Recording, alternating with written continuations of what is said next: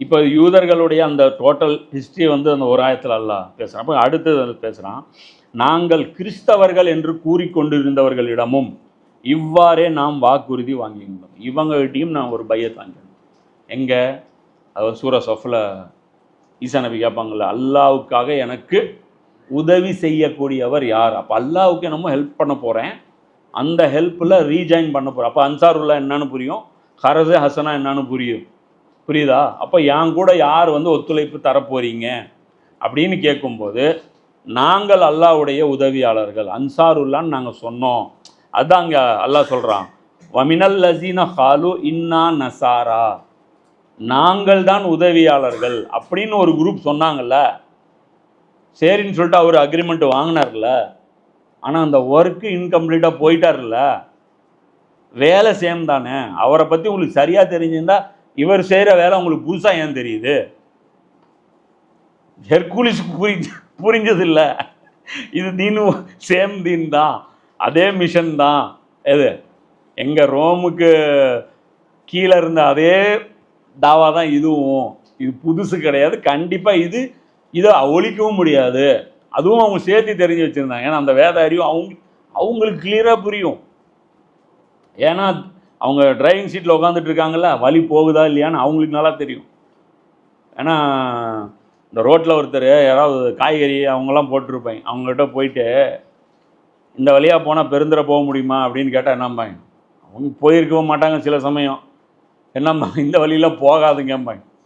ஆனால் நம்ம ஒரு டிரைவர் ஒருத்தர் ஆட்டோ ஓட்டிகிட்டு வர்றாரு, அவர்கிட்ட கேட்டிங்கன்னா சொல்லிடுவார், ஆமாங்க போகுதுங்க, இந்த பக்கம் போயிட்டு நேராக போயிட்டு அங்கே ஒரு லெஃப்ட் எடுத்து இப்படி ஒரு ரைட்டு போனீங்கன்னா சொல்லிடுவேன்.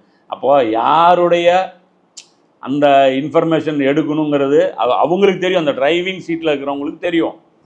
சும்மா உட்காந்துட்டு இருக்கிறவங்களுக்கு அது தெரியாது. இப்போ நமக்கு ஏன் தெரிய மாட்டேங்குது இந்த மிஷன்லாம் அப்படின்னு? நமக்கு தான் ஒன்றுமே இல்லையா வேலை. என்ஜாய்மெண்ட் வித்தவுட் ரெஸ்பான்சிபிலிட்டி பாலிசி நம்ம அடாப்ட் பண்ணதுனால நம்முடைய ஹக்கூனா மட்டாட்டா கான்செப்ட் படி நல்லா என்ஜாய் பண்ணும், அவ்வளோதான். வேறு எதுவுமே கிடையாது. அதுவும் நல்லா சொல்கிறான், அவங்கள்ட்டையும் நான் வாக்குறுதி வாங்கியிருந்தேன், அப்போவே வாங்கியிருந்தேன் ஈசா நபி வச்சு. அவர்களும் கூட தங்களுக்கு நினைவூட்டப்பட்ட நல்லுரைகளில் பெரும்பகுதியை மறந்தே போயினர். பெருசாக டைவர்ஷன் எடுத்துட்டாங்க.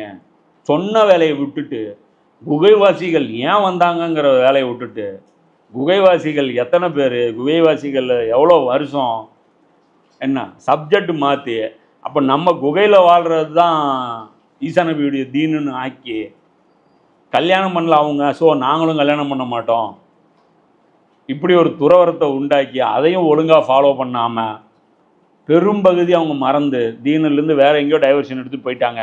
இறுதியில் நாம் அவர்களுக்கிடையே மறுமை நாள் வரை பகைமையையும் காழ்ப்புணர்ச்சியையும் விதைத்து விட்டோம். கியாமத் நாள் வரைக்கும் இவங்களுக்குள்ளேயே ஒரு கிளாஷ் நான் ஏற்படுத்திட்டேன் அப்படின்னு சொல்லிட்டு அல்லாஹ் சொல்கிறோம். நாங்கள் கிறிஸ்தவர்கள் என்று கொண்டிருந்தவர்களிடம் இவ்வாறே நாம் வாக்குறுதி வாங்கியிருந்தோம். இங்கே அல்லாஹ் என்ன சொல்கிறான், கிறிஸ்தவர்கள்னு அதாவது அந்த நசாரா, இந்த கிறிஸ்தவர்கள் அப்படின்னு சொல்லிட்டு இங்கே மொழிபெயர்த்திருக்காங்க. ஆக்சுவலாக நாங்கள் நசாராக்கள், நாங்கள் அல்லாவுடைய உதவியாளர்கள் நீங்கள் தானப்பா சொன்னீங்க. ஃப்ரண்ட்லேருந்து நீங்களாம் மனமோந்து வந்து தானே ஈசா நபிக்கு வாக்குறுதி கொடுத்தீங்க. அப்போ அவங்கள்ட்டையும் நான் வாங்கினேன்ல, அவர்களும் கூட தங்களுக்கு நினைவூட்டப்பட்ட நல்லுரைகளில் பெரும் பகுதியை மறந்தே போயினர். இறுதியில் நாம் அவர்களுக்கிடையே மறுமை நாள் வரை பகைமையையும் காழ்ப்புணர்ச்சியையும் விதைத்து விட்டோம். இதில் ரெண்டு விஷயம் இருக்குது. ஒன்று, இந்த பகைமையும் காழ்ப்புணர்ச்சியும் யாருக்கு மத்தியில் விதைக்கப்பட்டது? ஒன்று யூதர்களுக்கும் கிறிஸ்தவர்களுக்கும் மத்தியில். இதுவும் இருக்குது. இதோட இன்னொரு வெர்ஷனும் இருக்குது. என்னன்னா, கிறிஸ்தவத்துக்குள்ளேயே இருக்கக்கூடிய அந்த கிளாஷ் இருக்குது பாருங்கள், இந்த உள்ளே இருக்கக்கூடிய அந்த ஃபிர்காவுடைய கிளாஷ், இது மிகப்பெரிய கிளாஷ். இது வரலாற்றில் அதிகமாக ஹைலைட் ஆகாத கிளாஷ். இது வெளிப்படையாக தெரிஞ்சதுனால இந்த பெரிய சண்டை நடக்கும்போது சின்ன சண்டையை அவ்வளோ அப்சர்வாக பார்க்கல. இன்றைக்கும் ரஷ்யாவுக்கும் அமெரிக்காவுக்கும் இருக்கிற பஞ்சாயத்துன்னா கிறிஸ்தவர்களுடைய ரெண்டு சிந்தனைகளுக்கு மத்தியில் எல்ஜிபிடிக்யூ போப்பாண்டவர் தலைமையில் இருக்கக்கூடிய கிறிஸ்தவம் இன்றைக்கி அக்செப்ட் பண்ணிருச்சு. ஈஸ்டர்ன் ஆர்த்தடாக்ஸ் அவங்க பண்ணல. அதுலேயும் இன்னொரு குரூப்பும் இருக்குது, இவாஞ்சலிஸ்ட், ட்ரம்ப்புடைய கிறிஸ்தவ பிரிவு. அவங்களும் எடுத்திங்கன்னா அதை ஆதரிக்கலை. அப்போ இவங்களுக்குள்ளேயே பயங்கரமான பிரச்சனை. இவங்க சொல்கிறாங்களே ஏதோ ஷியா சன்னி இவங்க மதம் இவங்க தான் அடிச்சுக்கிறாங்கன்ட்டு. நமக்கு மேலே பெரிய ரத்தாரம் ஓடினா இன்றைக்கும் வந்து அது அயர்லாண்டில் அது மிகப்பெரிய இஷ்யூவாக இருக்குது.